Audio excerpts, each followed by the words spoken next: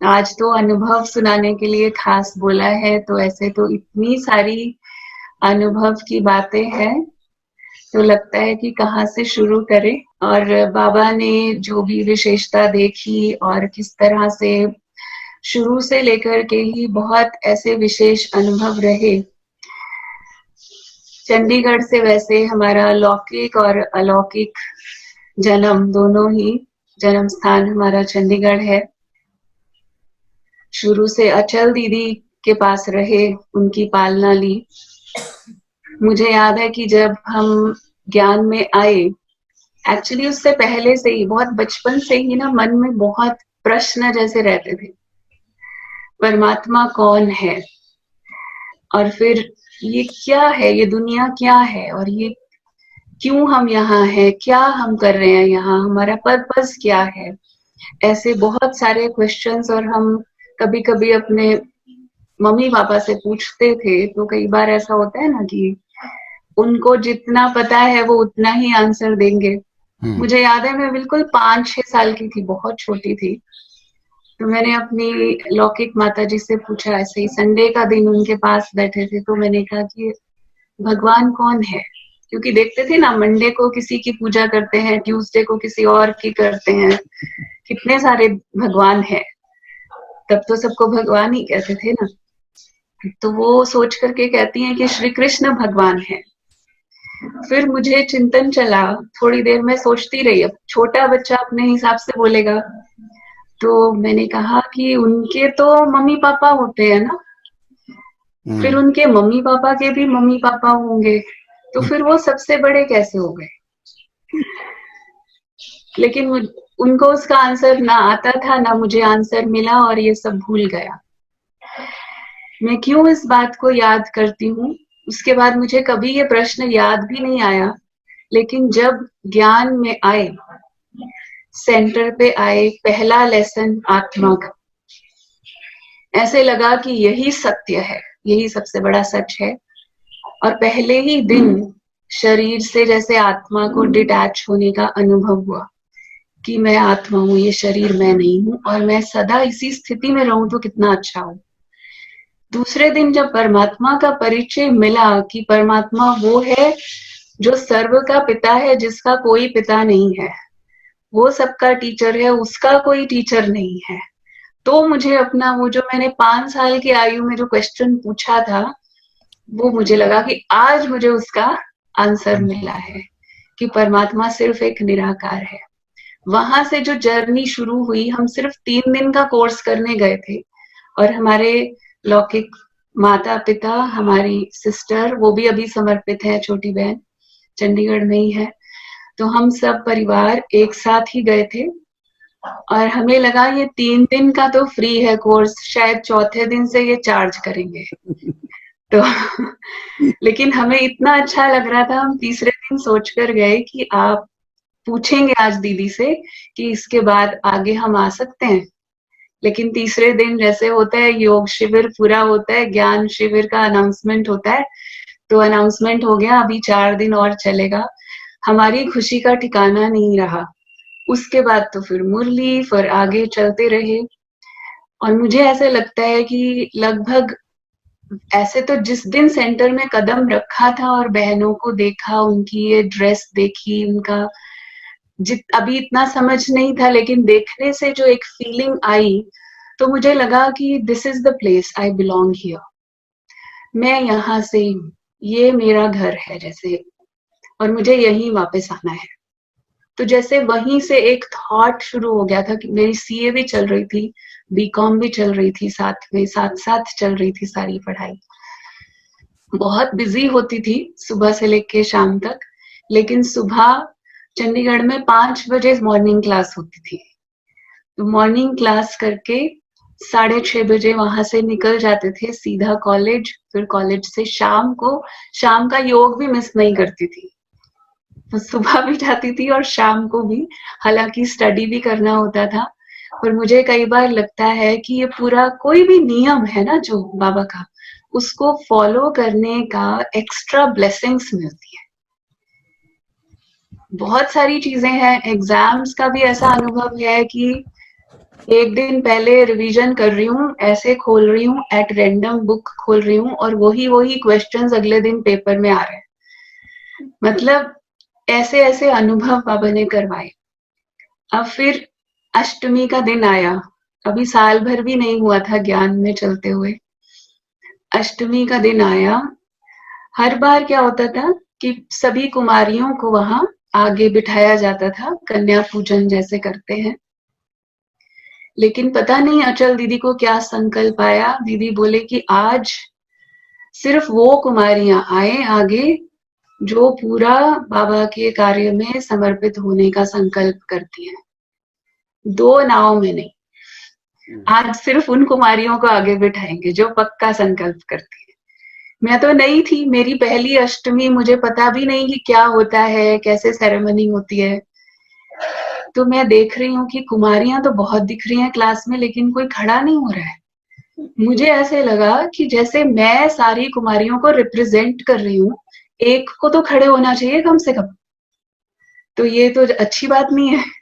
दीदी पूछ रहे हैं, उन्होंने एक बार, दो बार, तीन बार पूछा, कोई कुमारी खड़ी नहीं हुई और मैं खड़ी हो गई। पता नहीं, मुझे ऐसे लगा कि जैसे बाबा ने मुझे हाथ पकड़ के खड़ा कर दिया हो।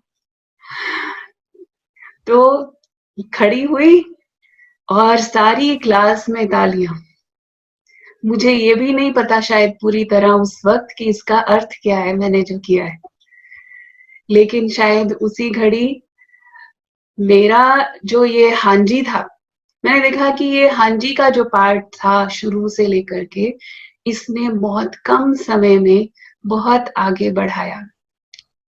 बाबा की भी नजर पड़ गई, शायद बाबा को पसंद आ गई और दीदी ने आगे बुलाया, स्टेज पे बिठाया, सारी क्लास में अनाउंस किया। लेकिन शायद उनको भी ऐसा ही लगा होगा कि ये बचपने में बोल दिया है, क्योंकि नया बच्चा है बाबा का, इसको तो अभी पता भी नहीं है कुछ। लेकिन उस दिन से ऐसे लगा जैसे संकल्प पक्का होना शुरू हो गया। फिर बाबा मिलन के लिए गए, अभी उसके बाद गए, उससे पहले अभी बाबा से भी मिले नहीं थे। और बाबा मिलन के लिए जब गए, फिर बड़ी दादी ने क्लास में पूछा, कुमारियां बहुत आई हुई थी उस वक्त। फिर वही बात हुई, बाबा को हैंड्स चाहिए, तो हाथ खड़ा करो, खड़ी हो जाओ। सबको खड़ा कर दिया, हम खड़े हो गए। वो ही खड़े हों जो बाबा के हैंड्स बनेंगे। मेरे साथ दो तीन और थे, वो बैठ गए। मैं और मेरी जो लौकिक बहन है जो अभी समर्पित है, हम दोनों खड़े हो गए। सबसे नए हम ही थे और सबसे पहले हम ही खड़े हुए। तो इस तरह से एक और स्टैंप लग गई। और फिर बाबा मिलन का दिन आया। उसके बाद तो मुझे याद है कि हम, बाबा ने पूछा, अव्यक्त बाप दादा ने, कौन कौन पहली बार आए हैं।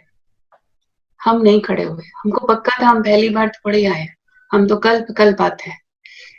अच्छा, जैसे आवाज बाबा के पास पहुंच गया, बाबा ने कहा, इस कल्प में जो पहली बार आए हैं।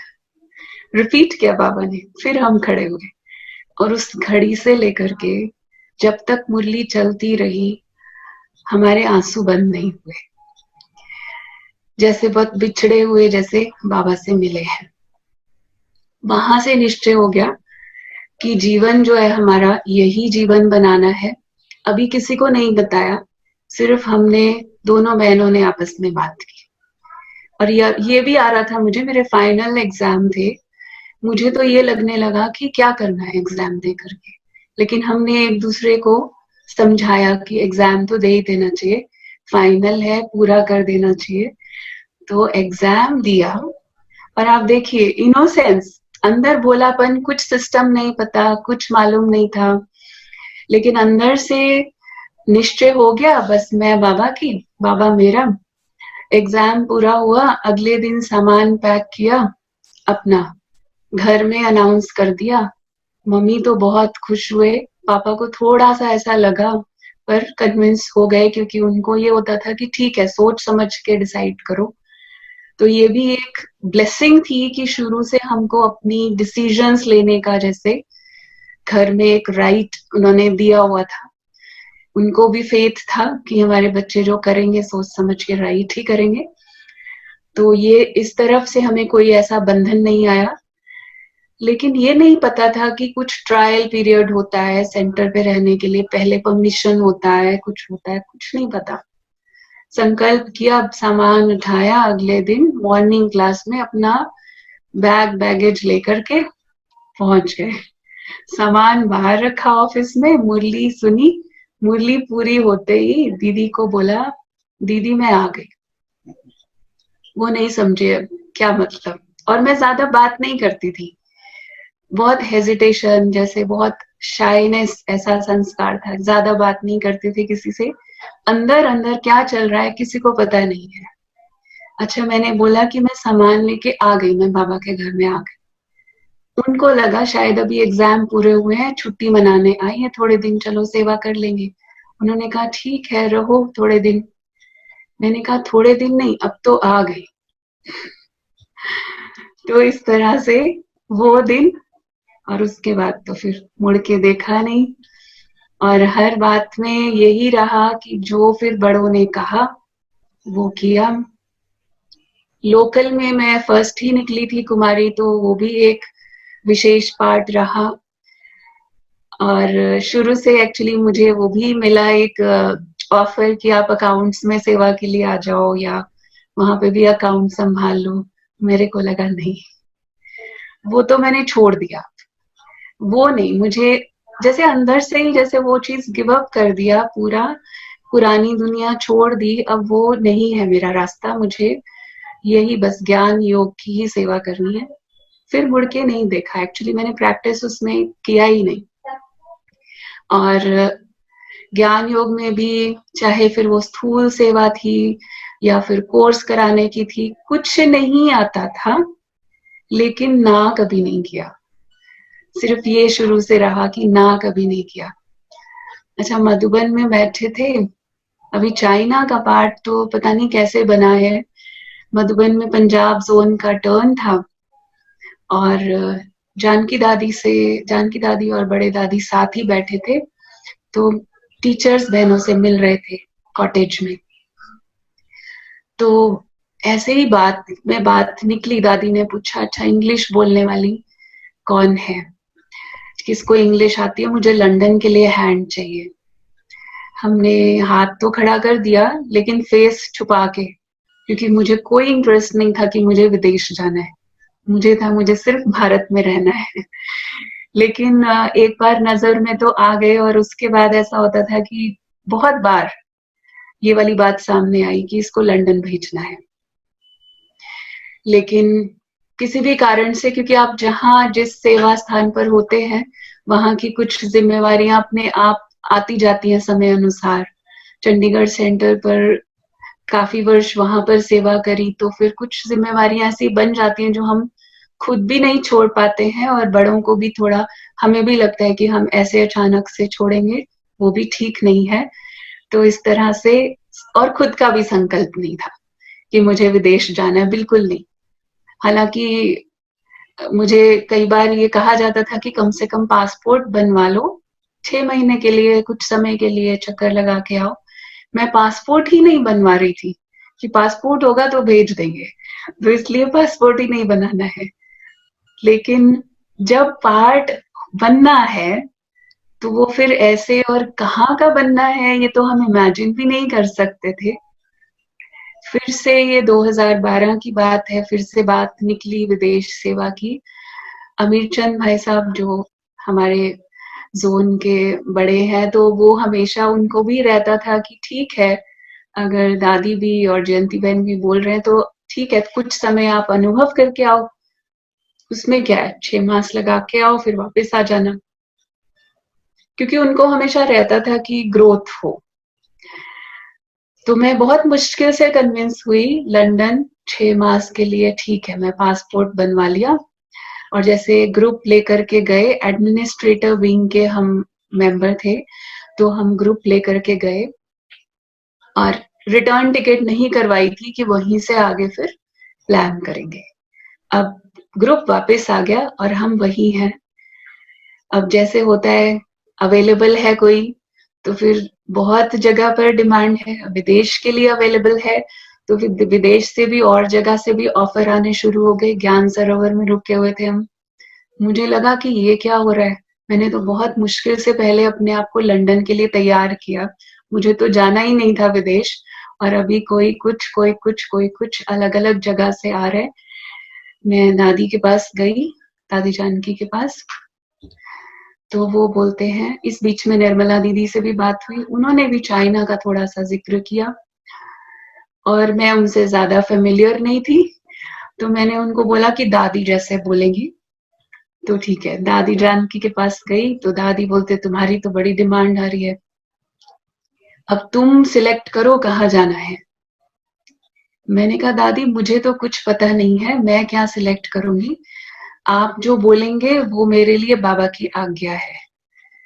तो दादी बोलती है कि ठीक है ऐसे करो, कल सुबह आना। अब मैं चली गई, अगले दिन सुबह क्लास पूरी करके दादी कमरे में मिलती थी ना, बादाम देती थी सुबह सुबह, तो दादी बैठी थी कमरे में, मैं अंदर एंटर किया, मेरे हाथ में बादाम रख के कहती तेरे लिए चाइना। ना मन में ना चित्त में मेरे चाइना। और तब तक इधर उधर सब बात तो चल ही रही थी कि देखो इसका कहाँ फाइनल होता है। और बाहर निकली, सबने पूछा क्या फाइनल हुआ, तो मैंने कहा चाइना। सब लोग हैरान कि ये कहाँ out of the box, China तो कहीं था ही नहीं उसमें। तो अब मैंने कहा, वो बोले तुमने हाँ कर दिया, मैंने कहा और क्या, दादी ने बोला माना बाबा ने बोला। सबको क्वेश्चन था, भाषा आती है क्या, नहीं आती। कोई वहां पे कोई रिश्तेदार रहते हैं आपके क्या, कोई नहीं है। मतलब मेरे को क्यों चाइना के लिए चूज किया है, ऐसा क्या देखा कि मुझे सिलेक्ट किया। ऐसा कुछ दिखाई नहीं दे रहा था, ना मुझे दिखाई दे रहा था, ना किसी और को दिखाई दे रहा था, लेकिन पार्ट था ड्रामा में, तो ऐसा बन गया। अभी वीजा लगाने की बात आई, वीजा लगाने से पहले निर्मला दीदी ने भी मुझे कुछ कलर्ड ड्रेस दिया। उन्होंने कहा कि वहां पर ये सब, आपको पता है कि कम्युनिस्ट कंट्री है, तो वहां कोई भी धर्म का प्रचार कुछ भी अलाउड नहीं है, ओपनली तो बिल्कुल नहीं कर सकते हैं। तो ये ड्रेस तो हमारी वैसे ही ऐसे लगती है, तो कुछ ना कुछ इसके ऊपर ऐसा पहन के जाना, अगर चाइनीज एम्बेसी में भी जाने का है तो ऐसे नहीं जाना। दादी से मिलने गई एम्बेसी में जाने से पहले, तो दादी ने भी कुछ कलर्ड कपड़े निकाल के दिए, बहन को बोला स्टोर में से उसको कुछ ना कुछ। अब आप सोचिए इतने सालों सेंटर पे रहने और सफेद साड़ी के अलावा कुछ भी नहीं पहना, और अब दादी अपने हाथ से दे रही है, रख लिया।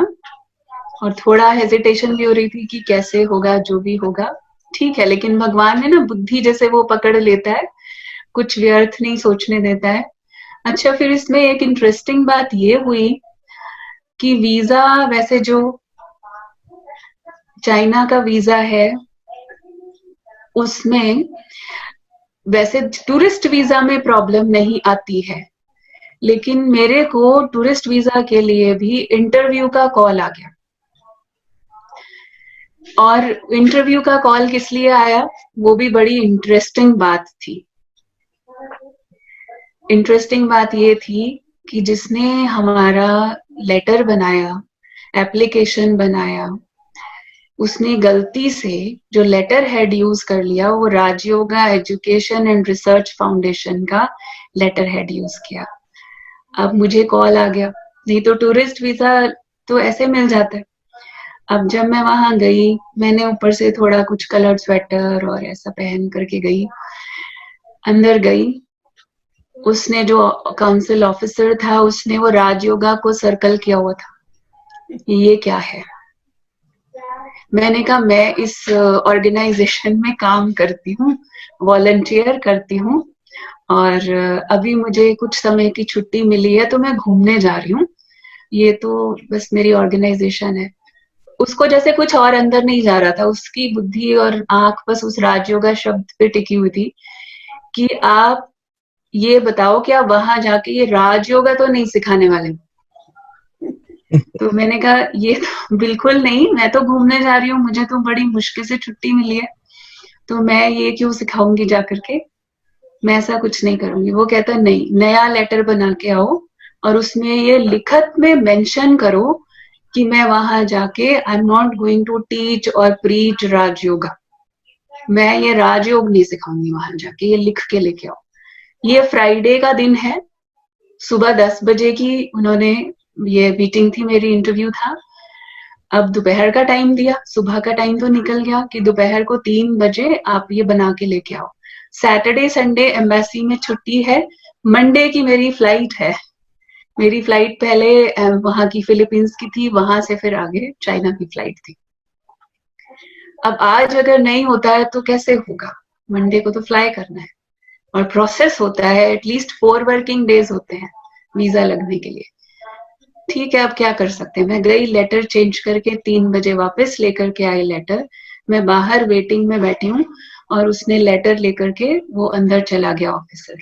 थोड़ी देर के बाद बाहर आकर के मुझे बोला कैन यू कम इनसाइड, मुझे अंदर बुलाया और अंदर बुला करके मैंने देखा अंदर हॉल है एक, जैसे उनका मीटिंग हॉल होगा, और वहां उनका सारा स्टाफ बैठा है और उनकी कौंसिल ऑफिसर्स की वाइफ भी बैठी हुई है। और मुझे बोलता है can you teach them Rajyoga, आप इनको राजयोगा सिखाएंगे क्या, आप इनको मेडिटेशन सिखा सकते हो क्या। मुझे लगा कि ये मेरा तो टेस्ट ले रहा है, अभी मुझे बोला कि राजयोग नहीं सिखाना, और ये सब तो चाइनीज ही थे। मैंने सोच के बाबा से अंदर अंदर बात की कि अब ना करना तो ठीक नहीं है, सेवा का मौका है, हाँ करने से फंस ना जाऊं। तो ठीक है, फिर भी हाँ किया कि ठीक है, आर यू श्योर, मैंने उसको पूछा तो बोले कि ठीक है। मैंने स्टार्ट किया, 1 घंटे का उसने मुझे टाइम दिया। मैंने पूरा उनको योग का परिचय भी दिया, थोड़ा थोड़ा इनडायरेक्ट रूप में, और फिर उनको गाइडेड मेडिटेशन करवाया। अब उस जैसे ही मेडिटेशन पूरा हुआ, उसमें से एक बहन, वो एक्चुअली वहां का जो कॉन्सुलेट ये जो एम्बेसडर था उसकी वाइफ थी, वो आई, आके दृष्टि लेने लगी और दृष्टि लेते लेते उसकी आंखों में आंसू। उसके बाद लाइन लग गई। 1 घंटा मैंने उनको सेशन कराया और आधा घंटा ये दृष्टि चली। उसके बाद सब एक एक करके आ रहे हैं, दृष्टि ले रहे हैं, और मुझे लग रहा है कि बाबा की कमाल। मुझे ये लग रहा था मेरे हाथ में कुछ नहीं है, क्योंकि बाकी तो बाहर ही रखना पड़ता है, टोली, ब्लेसिंग कार्ड, कुछ नहीं था, बस दृष्टि ही थी। और उसी से बाबा ने जैसे वो मैजिक किया और ये पूरा हुआ। जैसे ही वो ऑफिसर जो था, वीजा ऑफिसर, वो आता है, वीजा लगा हुआ है, स्टैंप लग गई है, मेरे हाथ में दिया, 1 घंटे के अंदर वो वीजा लगा के लाया। मुझे ऐसे लगा कि ये वीजा की स्टैंप नहीं है, बाबा ने चाइना की सेवा की स्टैंप लगा दी है कि सेवा शुरू होनी नहीं है, हो गई है, यहाँ से हो गई है।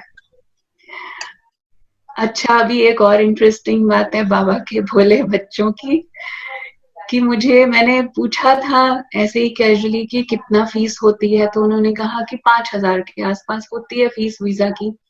और मैं 5,000, पूरा 5,000, ना 1 रुपया ऊपर ना 1 कम, पूरा 5,000, वो भी कैश लेकर के गई हुई थी। मुझे नहीं पता था कि ड्राफ्ट बना के लगाना होता है।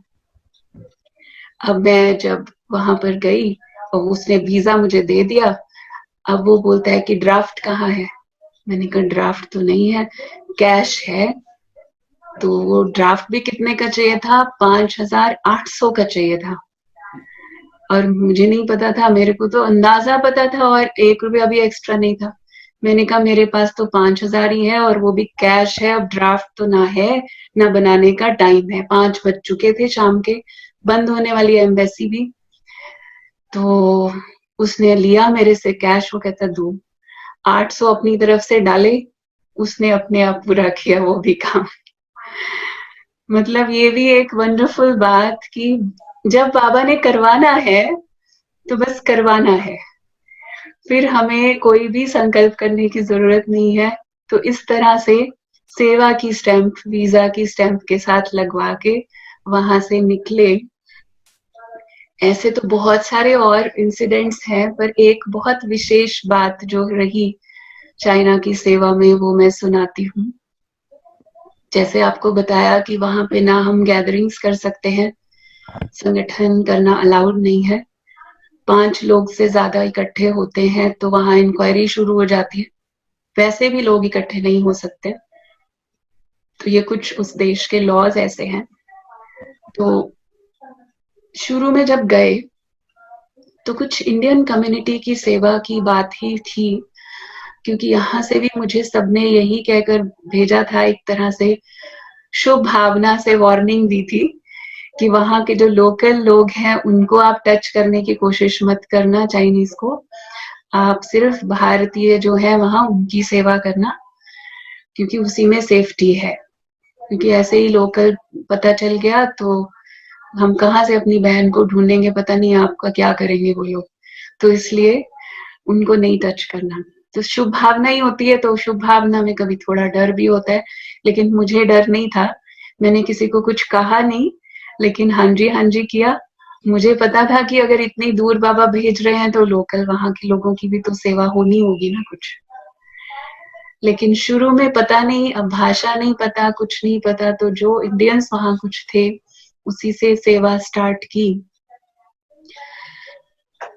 2-4 लोग आते थे। बाहर निकलते हैं तो ये ड्रेस पहन कर नहीं निकल सकते थे, क्योंकि ये ड्रेस पहन के निकले तो कम से कम भारतवासी तो पहचाने हमें।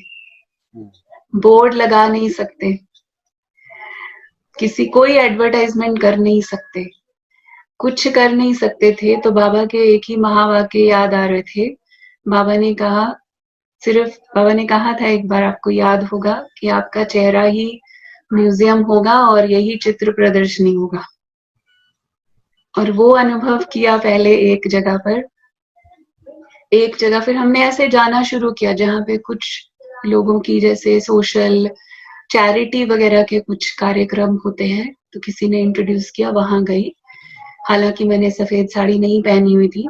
एक इंडियन बहन माता थी, वो आई, आके मेरे को पूछती है कि आप ब्रह्मा कुमारी हो। हालांकि मैंने ये ड्रेस नहीं पहना हुआ। तो मैंने कहा आपको कैसे पता है? मुझे लगा शायद इंडिया में कहीं मिली होंगी, तो शायद इसलिए उसको पता है। मैंने कहा हम मिले हैं क्या कभी? तो वो बोले नहीं, आपके चेहरे से लग रहा है आप ब्रह्मा कुमारी दीदी हो ना। मुझे लगा कि बाबा कमाल है, कैसे कैसे अपने आप को वो प्रत्यक्ष करता है। तो इस तरह से थोड़ा थोड़ा लोगों को परिचय मिलना शुरू हुआ। फिर इसके बाद एक और बात सुनाती हूँ। जिस वक्त एंटर किया था चाइना में, जैसे लैंड करती हूँ, एक विजन अंदर से, एक चित्र बुद्धि में, पता नहीं, मुझे नहीं पता कि मेरी इमेजिनेशन है या वो बाबा दिखा रहे हैं या कोई कल्प पहले की स्मृति है। मुझे ऐसे लगा कि यहाँ से ना पूरी फ्लाइट भर के ना मधुबन जानी चाहिए। कितनी पॉपुलेशन है? नंबर 1 पॉपुलेशन है ना पूरी दुनिया में। तो ये पूरी फ्लाइट बाबा के पास जा रही है, ऐसा एक विजन जैसे अंदर में मन में आया। लेकिन उसके बाद जब प्रैक्टिकली गए और देखा, सारी परिस्थिति ऐसी है कि वहां तो एक को भी सुनाना मुश्किल है, तो वो फ्लाइट की बात तो बुद्धि से सब निकल गया। लेकिन 6-7 मास के बाद एक किसी संगठन में एक चाइनीज बहन आई जिसको इंग्लिश आती थी। वैसे ये लोग इंग्लिश नहीं बोलते हैं, अपनी ही भाषा है उनकी, बहुत कम लोग हैं जो इंग्लिश थोड़ा बोलते हैं। तो उसको इंग्लिश आती थी क्योंकि उसका जो जॉब था वो ट्रांसलेशन का ही था। तो वो आई, आके उसने मुझे पूछा कि आपको देख के बहुत पीसफुल, बहुत शांति की फीलिंग आ रही है, आप क्या जॉब है आपका, क्या करते हो? तो मुझे मौका मिल गया बताने का कि मैं मेडिटेशन करती हूँ। मैंने उसको ये नहीं बोला कि मैं सिखाती हूँ या हमारा सेंटर है, लेकिन मैंने सिर्फ ये बोला कि मैं पिछले 15-20 साल से मैं अभ्यास करती हूँ योग का। तो उसको लगा मुझे भी सीखना है मेडिटेशन। वो कहती है मुझे सिखाओगे? अच्छा, अब हुआ क्या, मुझे सबने बोला था कि सेंटर पे किसी चाइनीज को नहीं बुलाना, क्योंकि हमें प्रॉब्लम हो जाएगी, क्योंकि थोड़ा इंडियंस रहते थे और सब थोड़ा होता है कि यहाँ के लॉज के स्ट्रिक्टनेस के हिसाब से। अब वो आत्मा कह रही है मुझे आना है, मुझे सिखाओ। उसको सेंटर तो नहीं बताया, तो उसने कहा मुझे आपके घर आना है। अब मैंने युक्ति से उसको बोला ऐसा करो, यहाँ पे बड़े अच्छे गार्डन्स हैं, गार्डन में बैठ के ना मेडिटेशन बहुत अच्छा होता है, तो हम ऐसे करेंगे, तुम कोई स्थान ऐसा ढूंढो जहाँ पे बहुत नेचुरल ऐसी प्रकृति हो, वहां बैठ करके मैं आपको मेडिटेशन सिखाऊंगी। वो रोज अपनी गाड़ी में आती थी, मुझे रोज अलग अलग गार्डन में लेके जाती थी, क्योंकि वो भी मैंने उसको कहा इस बहाने से हम अलग अलग स्थान देख लेंगे, क्योंकि मुझे ये भी था कि कहीं ऐसा ना हो जाए एक ही जगह हम रोज बैठे तो किसी की नजर पड़े, वो भी अच्छा नहीं है। तो इस तरह से पहला कोर्स जो वहां की लोकल सोल थी उनका शुरू हुआ। 7 दिन में सिर्फ आत्मा का लेसन पूरा हुआ, क्योंकि उसको कुछ समझ नहीं आ रहा था, उन्होंने कभी ये आत्मा परमात्मा की बात ही नहीं सुनी है। तो धीरे धीरे धीरे करते उसके प्रैक्टिकल जीवन से उसको जोड़ के 7वें दिन उसको समझ में आ गया कि मैं शरीर नहीं हूँ, आत्मा। It took 7 days. 7 days just to understand कि मैं आत्मा हूँ। एंड देन 8th डे, 8वें दिन जब मैं गई, उसको लेसन अगला कराना था मुझे थोड़ा, तो उसका अब क्वेश्चन आ गया। वो कहती ठीक है मैं आत्मा हूँ, लेकिन मैं अपने आप को आत्मा समझूं क्यों? I am okay with this body, मैं तो अपने आप को शरीर समझ के ठीक हूं ना, मुझे कोई प्रॉब्लम नहीं है। अब जैसे जैसे प्रश्न आते थे वैसे वैसे हमारा चिंतन चलता था, और ऐसे कोर्स जैसे नए तरीके से बनना शुरू हुआ। के बाद हमें समझ आया कि इन लोगों को कोर्स कैसे करवाना है। अब आई परमात्मा के परिचय की बात, जो कि उस देश में वो शब्द भी हम बोल नहीं सकते हैं, गॉड शब्द तो बोल नहीं सकते। अब मैं बाबा के कमरे में बैठी हूँ, जाने से पहले बाबा को बोला कि बाबा आपका परिचय देना है और आपका नाम ले नहीं सकते हैं, क्या करूं? तो कोई कोई शब्द में सुप्रीम पावर, सुप्रीम एनर्जी करके कुछ कुछ शब्द डिजाइन करने लगी मैं अपनी बुद्धि में, और उसको जाकर के जब समझा रही हूँ तो ऐसे लगा उसको कुछ समझ नहीं आ रहा है। अब मेरे को भी ऐसे जैसे थोड़ा सा मन की थकावट होती है ना, कि इसको कुछ समझ नहीं आ रहा है। अब मुझे भी नहीं पता बिना शब्द यूज किए इसको परमात्मा का परिचय कैसे दे। तो ऐसे ही बात में बात निकलती है, तो हम तो रोज मुरली पढ़ते सुनते बाबा ही शब्द मुख से निकलता है, तो बात करते करते कहीं बाबा शब्द मेरे मुख से निकला, और जैसे ही मैंने बाबा शब्द बोला, ये आत्मा कहती है आई कैन एक्सेप्ट दिस, ये स्वीकार है मुझे, ये अच्छा है, बाबा शब्द अच्छा है। तो बाबा शब्द उसको इतना टच हुआ, फिर और क्या चाहिए था, बाबा समझ में आ गया। ये तो बाद में जाके मैंने समझा जब लैंग्वेज सीखी कि सारी चाइनीज भाषा बहुत डिफिकल्ट है, लेकिन ये 2 शब्द सेम है, बाबा और मम्मा। मम्मी और पापा को, फादर मदर को बाबा और मम्मा बोलते हैं। अच्छा। तो जैसे ही मैंने बाबा बोला तो उसको जैसे अपनेपन की फीलिंग लगी, और इसके बाद अब उसको ये इतना अच्छा लगा, वो बोली कि मेरे घर में आके आप क्लास कराओ। मैं अपने फ्रेंड्स को और सारे सर्कल को, उसका सर्कल भी बहुत था, तो हर संडे उसने जैसे समझो उसके घर में गीता पाठशाला चलनी शुरू हो गई। बाबा ने ये भी विधि दे दी, सेंटर पे हम बुला नहीं सकते थे उन लोगों को, उसके घर में स्टार्ट हो गया। अब इसमें अब एक बड़ी विचित्र एक घटना होती है। एक दिन संडे की क्लास में एक चाइनीज बहन, सब चाइनीज ही होते थे उसमें तो, और ये ट्रांसलेशन करती थी, मैं इंग्लिश में सुनाती थी। तो वो एक नई बहन आई, पहली बार आई। जैसे ही क्लास पूरा हुआ तो उसको लगा कि ज्ञान बहुत अच्छा है, वो मेरे पीछे पीछे चल पड़ी। मैं बाहर निकली, बस से जाते थे और कोई साधन तो था नहीं, वो बस में भी मेरे साथ साथ चढ़ गई और मेरे से बात करने लगी।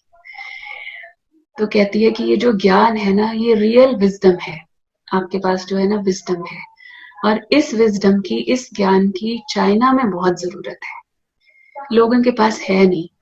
लेकिन मुझे पता है कि यहाँ पे आसान नहीं है, यहाँ के क्योंकि नियम जो है वो बहुत सख्त है, यहाँ इजी नहीं है। लेकिन मैं एक ऐसे व्यक्ति को जानती हूँ, एक बुद्धिस्ट मास्टर है, उसका प्लेटफॉर्म बहुत बड़ा है, मैं आपकी उससे मीटिंग करवा सकती हूँ, वो बहुत ओपन माइंडेड है और आप एक बार मिल लो, अगर उसको अच्छा लगा तो वो आपको अपना स्टेज दे सकता है और उसकी गैदरिंग्स बहुत बड़ी बड़ी होती है। तो मैंने कहा कि ठीक है, मिलने में क्या हर्ज है।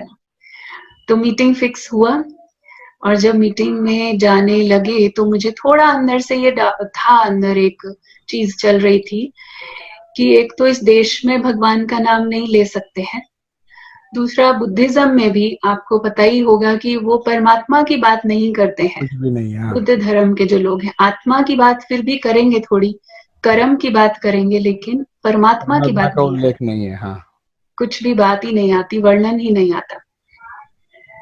अब वंडरफुल बात ये हुई, मैं एंटर करती हूँ, वो बुद्धिस्ट मास्टर वहां पे बैठा है जो उनका गुरु है, अपने उसमें जो उनकी वेशभूषा होती है, मुझे बिठाता है और सबसे पहला प्रश्न वो मेरे को पूछता है, do you believe in God?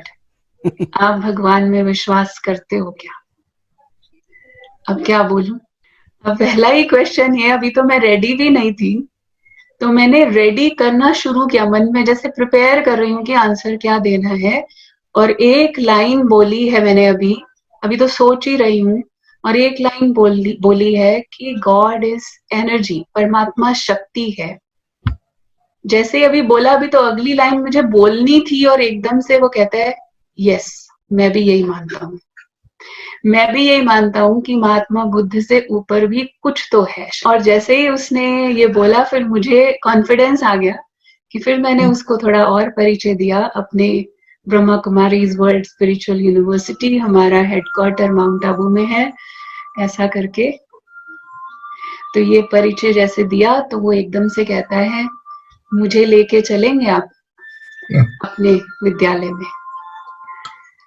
तो मुझे भी खुशी हुई कि ये आत्मा, तो अगर ऐसी आत्मा जाती है तो अच्छी बात है, सेवा होती है, माइक क्वालिटी है। तो मैंने कहा जरूर, आप बताइए कब चलना है, हम वहां पर अरेंजमेंट करेंगे, बात पहले से कर लेंगे। तो उसने कहा लेकिन मेरे कुछ लोग, मेरे फॉलोअर्स भी कुछ साथ में जाएंगे, मैं अकेला तो नहीं जाता हूँ।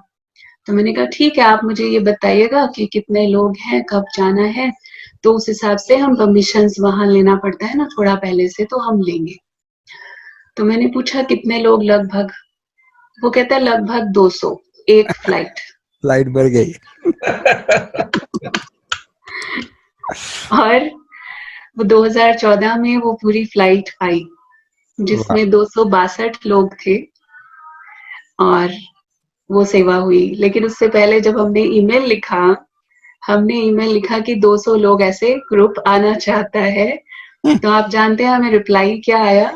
हमें रिप्लाई आया मधुबन से कि आपने 1 0 गलती से तो नहीं लगा दिया है। शायद 20 होंगे, क्योंकि कोई सोच नहीं सकता था। स्वाभाविक है। हाँ, तो ड्रामा में ये सेवा और इस तरह से लिखी हुई थी। तो इस तरह से देखिए, उस वक्त ग्रुप आया, पहले वारसी में 4-5 दिन का रिट्रीट, फिर मधुबन में 10 दिन। मधुबन में जैसे सब जगह वो चाइनीज ही दिखाई दे रहे थे, और अक्टूबर का टाइम था, सारे सीनियर्स वहां थे, जयंती दीदी, सुदेश दीदी, सब, और दादियां वहां हाजिर थी। गुलजार दादी कई बार आकर के मिली, जानकी दादी ने क्लास कराई, मना सब सब मिले, चलते फिरते आ जाते थे कि चलो चाइनीज ग्रुप से मिल करके आते हैं। तो इतना प्यार और स्नेह मिला। उसके बाद सेवा का रूप एकदम बदल गया, क्योंकि वो लोग जो अनुभव करके आए मधुबन से, ये सब अलग अलग शहरों से थे, और इसके बाद फिर जहां जहां से थे उनको लगा कि हमें अपने स्थान पर सेवा करवानी है। तो वहां से फिर निमंत्रण मिलने शुरू हुए वापस जाने के बाद। तो इस तरह से अलग अलग स्थानों पे जाकर, और कुछ स्थानों पर फिर जैसे गीता पाठशाला की तरह कह सकते हैं, इस तरह से स्थान शुरू हुए और सेंटर्स भी और खुले फिर। तो ऐसे करके बाबा का वंडरफुल कार्य अभी आगे बढ़ता जा रहा है और सबकी दुआएं भी ऐसे लगता है कि सचमुच में सुनाते समय भी हमें ऐसे लगता है कि जब हम खासकर में भारत में जब हम शेयर करते हैं सब भाई बहनों से, जो अंदर से सबके ये एक खुशी की जो लहर आती है ना, तो वही दुआओं का काम करती है। तो मुझे इसलिए बहुत वो खुशी भी होती है सुनाने में, और ये भी अंदर में एक विश्वास होता है कि जिसको भी सुनाएंगे उसकी दुआएं जैसे साथ में जुड़ती जाएंगी, और वो सेवा उन आत्माओं की, उस धरनी की, जो कि हमें पता है वैसे इतना आसान नहीं है, लेकिन उससे वो फिर अपने आप ही बंधन भी कटते जाते हैं सबके, और जो वहाँ के ऑब्स्टिकल्स हैं वो क्रॉस करना जैसे इजी होता जाता है। ऐसे हमें बहुत वहाँ पे केयरफुल तो रहना पड़ता है, क्योंकि बार बार चेकिंग होती है, जैसे आपको बताया कि संगठन नहीं कर सकते हैं, लेकिन कभी कभी फिर भी ना करते भी बाबा के बच्चे फिर भी आ जाते हैं। तो कई बार 20-25 हो गए, 30-35 हो गए। तो एक दो बार ऐसा हुआ कि बीच में कुछ इंडियंस भी आते हैं, तो इंडियंस को आदत होती है कि रिस्पेक्ट है, भावना है, तो जूते अंदर नहीं लेके आते हैं, बाहर उतार दिए। अब एक ने उतारे तो ये लोग तो बहुत अच्छा उसको कॉपी करते हैं, आपको पता ही है। तो वो एक ने उतारा तो पूरी सबकी वो बाहर जूतों की लाइन लग गई जैसे। अब पता नहीं, या तो पड़ोस वालों ने देखा होगा या जो भी हुआ, तो वो तो हमें कभी पता नहीं चलेगा कि किसने इन्फॉर्म किया, लेकिन इन्फॉर्म हो गया। और चेकिंग के लिए वो सिक्योरिटी वाले और सब आ जाते हैं। तो ऐसा 2-4 बार हुआ। वैसे हम फिर तब से तो पक्का ही ध्यान रखते हैं हर क्लास के बाद पहले कि वो जूता बाहर एक भी नहीं रखें, क्योंकि उसी से उनको डाउट हो जाता है कि ये गैदरिंग हो रही है अंदर, क्या कर रहे हैं ये लोग। तो इस तरह की चीजें भी हुई हैं कई बार। एक बार तो ये हुआ कि अब जो हमारा अपार्टमेंट में ही सेंटर था, तो लिविंग रूम उसका जो बड़ा होता है उसको ही क्लासरूम बनाया हुआ था। छुट्टियों का समय था तो हमने अनाउंस कर दिया कि चलो अपने बाय वर्ड ऑफ माउथ ही एक दूसरे को अपने फ्रेंड सर्कल में इन्फॉर्म करते हैं कि 3 दिन की छुट्टी है, लेबर डे की हॉलीडेज होती है, कि चलो जिसको राजयोग सीखना है वो आ जाए। करते करते 100 लोग हो गए। अब वो 100 लोग ऐसे बैठे हैं जैसे पैक होके पूरे हॉल में, और हमें नहीं पता, इन लोगों की चेकिंग का सिस्टम बहुत स्ट्रिक्ट है। हमने दरवाजे के आगे कुछ वो रखा रहता है पार्टीशन, जिसमें कि नजर नहीं आए बाहर से कि अंदर क्या चल रहा है। लेकिन अभी 10 मिनट 15 मिनट हुए थे स्टार्ट हुए, तो उधर से चेकिंग करने के लिए पहुंच गए वो लोग, आ गए। अब एक बहन जिसको ड्यूटी दी हुई थी, जिसको थोड़ा पता है सिचुएशन का, सबको तो बता भी नहीं सकते हैं, तो वो गई बाहर दरवाजा खोलने। उन्होंने पूछा क्या चल रहा है, कितने लोग हैं, तो उनको बोला कि योगा हमारे फ्रेंड्स ही हैं, और फ्रेंड्स आपस में छुट्टी थी तो वो योगा सीखने आए हैं। वो कहते 100 लोग इतनी सी जगह में योगा कैसे करेंगे। अब उनके पास पूरी काउंटिंग है कि कौन कहाँ जा रहे हैं। अब उनका कैमरास, ये जो सीसीटीवी और ये सब बहुत स्ट्रॉन्ग सिस्टम है, एक एक को चेक करते हैं, एक एक पर नजर रखते हैं, जैसे पक्की ट्रेनिंग है। और सबको ट्रेनिंग है कि कुछ भी, आम आदमी को भी ट्रेनिंग है कि कुछ भी ऐसा देखो जो कि और कुछ ऐसा एक्स्ट्रा ऑर्डिनरी है या कुछ सस्पिशियस है, जरा भी कुछ शक हो तुरंत बताओ। वो फिर खैर उस वक्त हम छूट गए और हमें शिफ्ट किया हमने स्थान बाहर, फिर बुक करके वहां पर उसमें उनको डिवाइड किया छोटे छोटे ग्रुप्स में, और कैसे करके मैनेज किया। लेकिन धीरे धीरे करते ये बात भी समझ में आती है कि भले बाबा साथ है, बाबा की मदद हर बार मिली है, लेकिन लॉ का ध्यान रखना बहुत जरूरी होता है। क्लैरिटी भी ऐसे होती जाती है जैसे जैसे बातें आती हैं, पर बाबा ने हर बार रक्षा की है। एक बारी तो ये हुआ, क्लास पूरा हो गया, सब लोग चले गए और वो लोग लास्ट में पहुंचे, उनके पास शायद इंफॉर्मेशन बाद में पहुंची होगी, तब तक सिर्फ 4-5 सेवाधारी थे, बाकी सब जा चुके थे। लेकिन आते हैं तो वो पूरा इस तरह से आते हैं कि वीडियो कैमरा होगा हाथ में, मोबाइल होंगे, वो सब जगह फोटोज लेंगे, वीडियोस बनाएंगे, तो आपको ऐसे लगेगा कि बस ये तो आज खत्म होने वाला है सब कुछ। तो 20 लोग एक साथ आएंगे तो ऐसे लगेगा ना कि पता नहीं क्या करने वाले हैं। लेकिन बाबा हिम्मत देते हैं, तो वो हिम्मत भी बाबा ही दे रहा है और हिम्मत के आधार से मदद भी फिर वो ही कर रहा है। तो ऐसे करते करते आगे बढ़ते जा रहे हैं। अभी तो काफी वहां पे बाबा के बच्चे जो पक्के बच्चे हैं, जो मुरली सुनते हैं इस बार भी। और इस बार का भी बहुत विचित्र ये पार्ट रहा जब आने का इस बार बना। आपको पता है कि एक्चुअली तो दिसंबर से ही ये सब वायरस का वहां स्टार्ट हो गया था, लेकिन अनाउंसमेंट नहीं हुआ था। और आपको मालूम हो कि वहां पर हमको न्यूज कुछ नहीं मिलता है। टेक्नोलॉजी उनकी अपनी तरीके की बहुत फास्ट है, लेकिन इसको जैसे ग्रेट वॉल है ना चाइना का, ऐसे एक दूसरा वॉल है जिसको फायर वॉल बोलते हैं। और उस फायर वॉल के अंदर कुछ भी एंटर नहीं कर सकता, क्योंकि वहां पर यूट्यूब नहीं चलता, वहां गूगल नहीं चलता, फेसबुक नहीं चलता, व्हाट्सएप नहीं चलता, ये सब कुछ बंद है।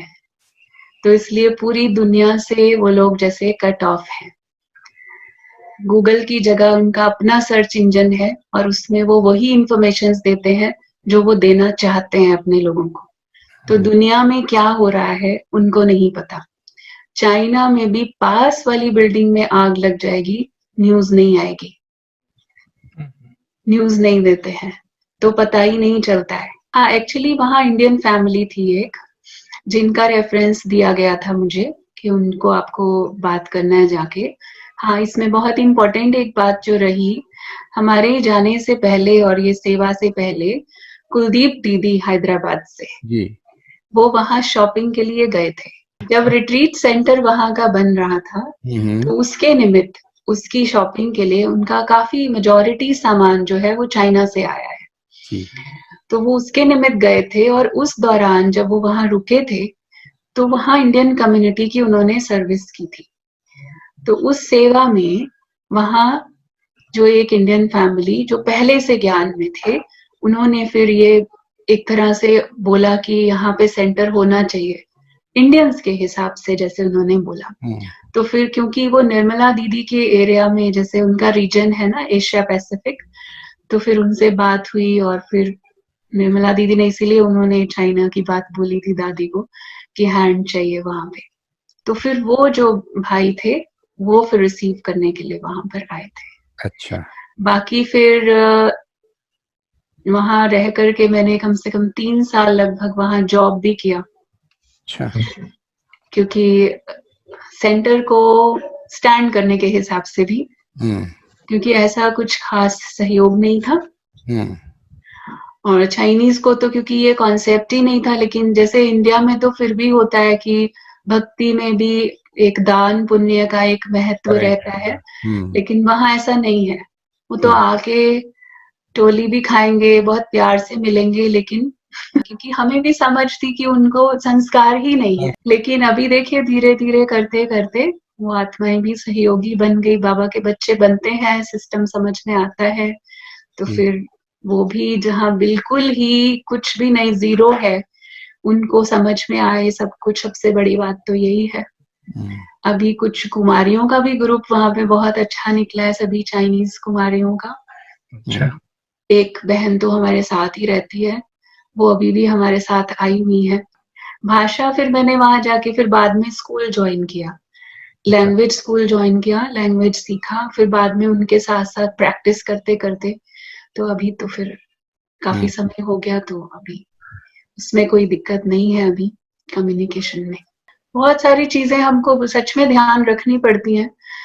अगर हम उसको लौकिक तरीके से लें तो फिर वो भय का रूप ले सकता है। लेकिन इसी कारण से बाबा की याद और ज्यादा पक्की हो जाती है कि बाबा साथ है, बाबा साथ है, ये हमेशा हाँ, शायद इतनी याद भारत में रहते हुए नहीं रही होगी जितनी वहां रहती है, स्वाभाविक है। क्योंकि स्वाभाविक। कंपेनियन ही बना के रखना है, नहीं तो कभी भी कुछ भी हो सकता है। हम्म, लेकिन हर आत्मा के लिए अंतिम जो हट्टी है वो तो यही है जिससे उसको सब प्राप्ति, जी सुख की नहीं तो कम से कम शांति की यहाँ से ही होनी है। जी। उसको भी ना पता हो, वो किसी भी लक्ष्य से आया हो, तो हम्म, वो बातें बाबा की हमको बहुत याद रहती है कि चाहे वो किसी भी थॉट से आए, उसका थॉट चेंज हो जाए, उसका ओके। संकल्प चेंज हो जाए।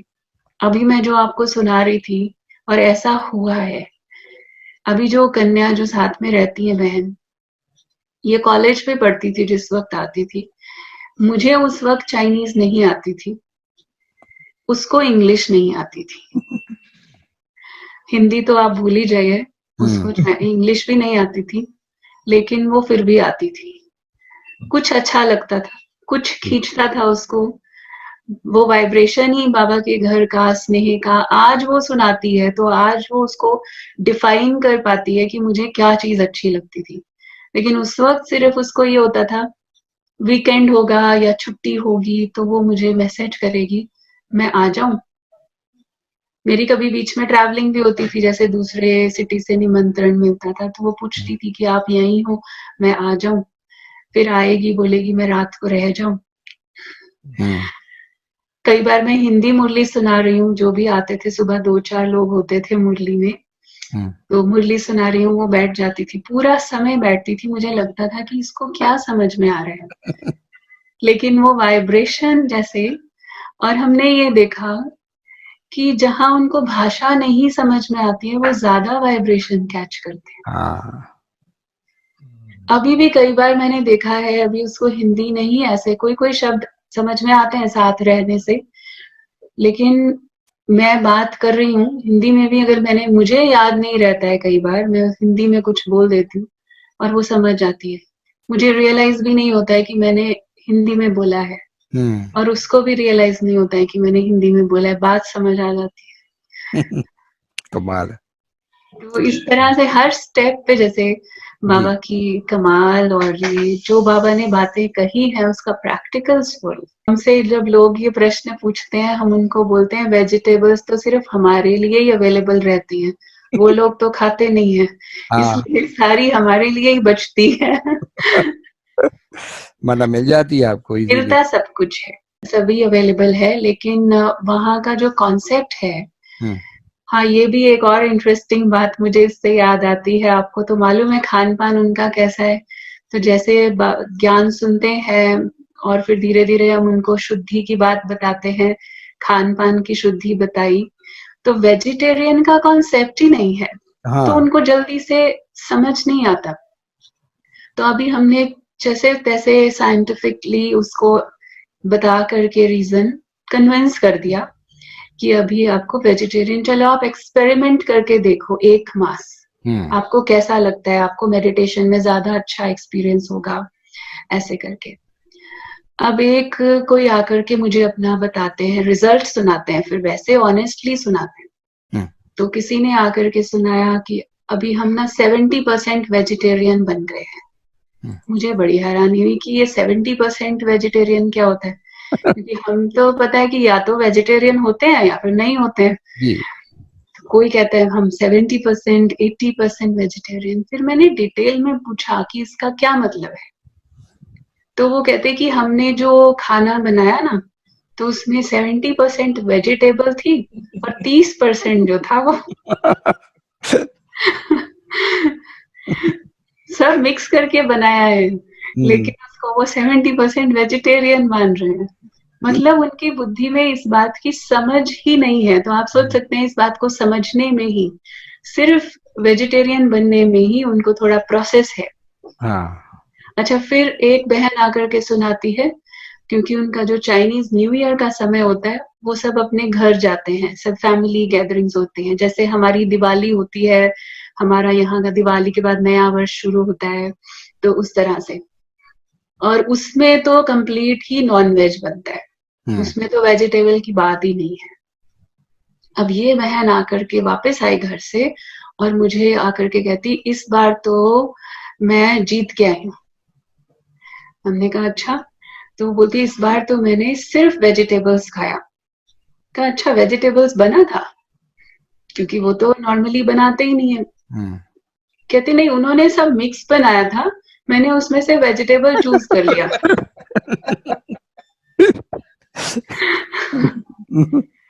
तो ये हालत है, इस तरह की सोच है। और फिर उसके बाद अब जो बन गए, फिर उसका रूप बिल्कुल जैसे दूसरा है।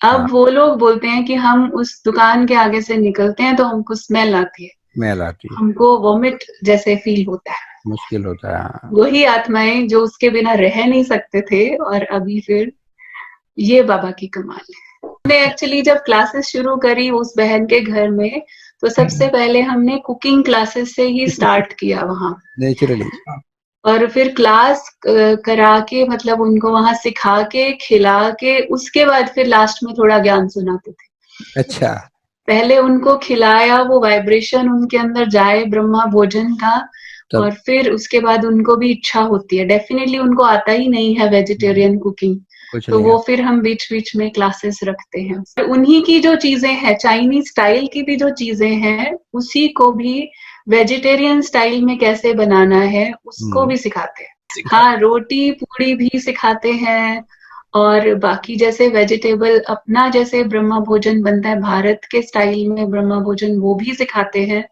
और बाकी वो लोग तो नूडल्स खाते हैं, और जैसे ये कुछ और चीजें होती हैं, मोमोज वगैरह, उनका जनरली क्या रहता है, उसके अंदर जो है नॉन वेज फीलिंग होती है, तो हम उसको वेजिटेरियन फीलिंग के साथ अच्छा उसको टेस्ट बना के, क्योंकि उनको ऐसा शुरू में उनको ये मान्यता है कि वेजिटेरियन में ना तो टेस्ट है ना न्यूट्रिशन है। तो दोनों ही चीजें उसमें उसको हाईलाइट करके कि इसमें हमने क्या क्या यूज किया है और क्या न्यूट्रिशन आपको इसमें मिल रहा है। दूसरा, फिर इसका टेस्ट भी इतना अच्छा हो कि उनको वो भूल ही जाए पहले वाला अपना। फिर तीसरी बात तो है ही है, जो वाइब्रेशन की बात है और शुद्धि की बात है। वो बोलते हैं जिसकी भी टांगे हैं, आंखें हैं, जो चल सकता है उसको खा सकते हैं, except table and chair. Table और चेयर की भी टांगे होती है ना, सिर्फ उसको नहीं खा सकते, बाकी जिसकी आंखें भी हैं साथ में और चलता है हिलता है उसको खा सकते हैं। देखिए, वो तो वैसे भी हर जगह अलग अलग प्रकार के लोग हैं जी, लेकिन धीरे धीरे उनको ये सब नियम बताने, इसको नियम की तरह नहीं बताते एक तो हम, अच्छा, क्योंकि नियम तो ऑलरेडी उनके पास लॉज रूल्स इतने स्ट्रिक्ट हैं, इतने नियम हैं कि अगर हम इसको ऐसे बताएंगे, ये शब्द हम यूज नहीं करते लेकिन उसका बेनिफिट बताते हैं। और पहले जैसे सोल कॉन्शियस की प्रैक्टिस जो है वो पक्की कराते हैं जी, उसका अभ्यास आपस में भी जब मिलना है ऐसी दृष्टि से।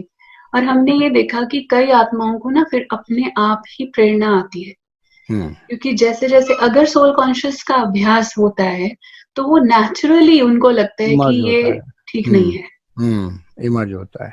तो फिर हमने देखा ज्यादातर हम उनको वाइब्रेशन देते हैं, ये बात बोलने से पहले ये वाला अभ्यास जो है सोल कॉन्शियसनेस का, आत्मिक दृष्टि का अभ्यास, उसकी फिर हमने कुछ स्पेशल एक्सरसाइजेस बनाई है जो हम क्लास में उनको वो प्रैक्टिस करवाते हैं, जिससे उनकी वो दृष्टि, आत्मिक दृष्टि पक्की हो जाए। एक साथ में ऐसे 8-10 होते हैं, कई बार 20-25 तक हो जाते हैं। हम उससे ज्यादा हम अवॉइड ही करते हैं, उनको डिवाइड कर देते हैं अलग अलग ग्रुप्स में। और अलग अलग घर में करते हैं, अलग अलग। फिर हमारा ऑलरेडी वहां पर ऑनलाइन सिस्टम बना हुआ है, तो ज्यादातर वहां, और फिर अगर बड़ी गैदरिंग करनी होती है तो फिर हम बाहर स्थान लेकर के करते हैं, उसका रूप थोड़ा अलग रखते हैं, टॉपिक वगैरह अलग रखते हैं जो जनरल ऐसा रहे। तो वहां के स्थान पर ऐसे बुकिंग और किसी के कंपनी के अंडर रजिस्टर करके, पुलिस को लोकल को इन्फॉर्म करके, क्योंकि इन्फॉर्म करके ही गैदरिंग कर सकते हैं। वो तो फिर हमने की है, बड़ी बड़ी गैदरिंग्स भी की है। अभी इस बार 7 ईयर सेलिब्रेशन किया था, तो उसमें तो 300-400 के करीब लोग थे। जयंती दीदी आई थी तो भी तब तो 400 पे हमने कट किया था रजिस्ट्रेशन, होटल में 5 स्टार होटल में प्रोग्राम किया था जैसे, तो इस तरह से भी होता है। इसके अलावा जैसे आपको बताया वो दो बुद्धिस्ट मॉन्क थे जो उनकी स्टेज पर, या और ऐसी कुछ ऐसे हमें प्लेटफॉर्म्स के साथ हमारा अभी हुआ है संपर्क कि वो हमें इनवाइट करते हैं, वो हमें बीच में स्लॉट देते हैं, तो वो भी एक बहुत अच्छी सेवा हो जाती है। वहां कई बार जिनके बड़ी ऑर्गेनाइजेशंस हैं, उनके गवर्नमेंट के साथ कनेक्शंस हैं,